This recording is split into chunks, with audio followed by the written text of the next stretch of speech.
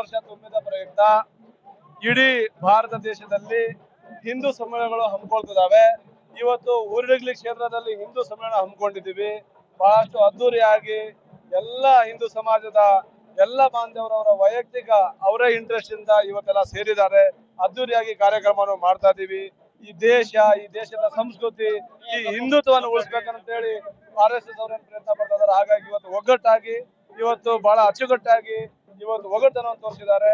ಹಾಗಾಗಿ RSS ಏನ್ 100 ವರ್ಷ ಆಗಿದೆ, ಹಾಗಾಗಿ ಮುಂದೆ ಕೂಡ RSS ಏನ್ ಕನಸುಗಳಿದಾವೆ, ಈ ದೇಶ, ಈ ದೇಶದ ಭಾಷೆ, ಸಂಸ್ಕೃತಿ, ಹಿಂದೂ ದೇಶ ಅನ್ನೋದೇನಿರುತ್ತೆ ಇವತ್ತು ಒಗ್ಗಟ್ಟಾಗಿರ್ಬೇಕು ಮತ್ತು ಹಿಂದೂ ಒಂಥರ ಎಲ್ಲರನ್ನ ಒಂಥರ ಜಾಗೃತಿ ಮೂಡಿಸೋ ಕೆಲಸವನ್ನು ಮಾಡ್ಬೇಕನ್ನೋದೊಂದು ಉದ್ದೇಶದಿಂದ ಇವತ್ತು ನಾವು ಹಿಂದೂ ಸಮಾವೇಶವನ್ನು ಹಮ್ಮಿಕೊಂಡಿದ್ದೀವಿ. ಈಗ ಇಡೀ ಜಿಲ್ಲೆಯಲ್ಲಿ ಬೇರೆ ಬೇರೆ ಹಿಂದೂ ಸಮಸ್ಯೆಗಳನ್ನು ನೋಡ್ತಾ ಇದೀವಿ, ಆದ್ರೆ ಇಷ್ಟು ಜನ ಎಲ್ಲೂ ನೋಡ್ಲಿಲ್ಲ. ಏನ್ ಸರ್ ವಿಶೇಷ? ಅಲ್ಲ, ಇವತ್ತು ಒಂದು ಒಗ್ಗಟ್ಟು ಪ್ರದರ್ಶನ ಮಾಡ್ಬೇಕನ್ನೋ ಒಂದು ಆಸೆ, ಮುಂದಿನ ಪೀಳಿಗೆ, ಮುಂದಿನ ಮಕ್ಕಳ ಭವಿಷ್ಯಕ್ಕಾಗಿ ಇವತ್ತು ಹಿಂದುತ್ವ, ಸನಾತನ ಧರ್ಮ ಉಳಿಸ್ಬೇಕಂತ ಒಂದು ವೈಯಕ್ತಿಕ ಅವರ ಇಂಟ್ರೆಸ್ಟ್ ಇಂದ ಇವತ್ತು ಜನ ಸೇರಿರೋದು. ನಾವು ಯಾವಾಗ ಯಾವಾಗ ಯಾವಾಗ ಯಾವಾಗ ಯಾವಾಗ ಕಾಂಗ್ರೆಸ್ ಸರ್ಕಾರಗಳು ಆಡಳಿತ ಮಾಡಿದಾವೆ, ಹಾಗಾಗಿ ಅವರು ಹಿಂದೂಗಳನ್ನ ಕಡೆಗಣಿಸೋದು. ಸಬ್ಕಾ ಸಾಥ್ ಸಬ್ಕಾ ವಿಕಾಸ್ ರೀತಿಯಿಂದ ಎಲ್ಲಾ ಸಮಾಜದವ್ರನ್ನ ಒಗ್ಗಟ್ಟಾಗಿ ತಗೊಂಡು ಹೋಗ್ಬೇಕು.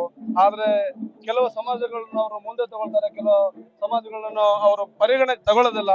ಅದೇ ಕಾರಣಕ್ಕೆ ಇವತ್ತು ಹಿಂದೂ ಕಾರ್ಯಕರ್ತರ ಹತ್ಯೆಗಳೆಲ್ಲ ಆಗ್ತಾ ಇದಾವೆ, ದೌರ್ಜನ್ಯಗಳೆಲ್ಲ ಆಗ್ತಾ ಇದಾವೆ. ಬಾಗಲಕೋಟೆಯಲ್ಲಿ ಲಾಠಿ ಚಾರ್ಜ್ ಮಾಡಿದ್ದಾರೆ ಹಿಂದೂ ಕಾರ್ಯಕರ್ತರೆಲ್ಲ, ಇದನ್ನ ಏನ್ ಹೇಳ್ತೀರಿ? ಇದನ್ನ ನಾವು ಬಿಜೆಪಿ ಅವರು ಖಂಡಿಸಿದೀವಿ. ಈ ರೀತಿ ಮಾಡೋದು ಒಳ್ಳೇದಲ್ಲ. ನೋಡಿ, ಇವತ್ತು ಎಷ್ಟು ಅಚ್ಚುಕಟ್ಟಾಗಿ ಮಾಡ್ತಾ ಇದೀವಿ. ಇಲ್ಲಿ ಸರ್ವ ಧರ್ಮ ಒಂದೇ ರೀತಿಯಿಂದ ಇವತ್ತು ಎಲ್ಲ ಸಮಾಜದವರು ಇವತ್ತು ಒಗ್ಗಟ್ಟಾಗಿ ಒಂದಾಗಿದ್ದಾರೆ. ಮತ್ತೆ ಬೇರೆ ಸಮಾಜದವರು ಕೂಡ ಎಲ್ಲ ನಮಗೆ ಸಪೋರ್ಟ್ ಮಾಡಿದ್ದಾರೆ ಇದನ್ನ ಮಾಡ್ಲಿಕ್ಕೆ. ಅಲ್ಲ, ಇದು ಯಾವ್ದು ಬಿಜೆಪಿ ಪಕ್ಷದಲ್ಲ, ಇದು ಹಿಂದೂಗಳದ್ದು ಒಂದು ಒಗ್ಗಟ್ಟು ಪ್ರದರ್ಶನ ಅಂತ ಹೇಳ್ಬೋದು.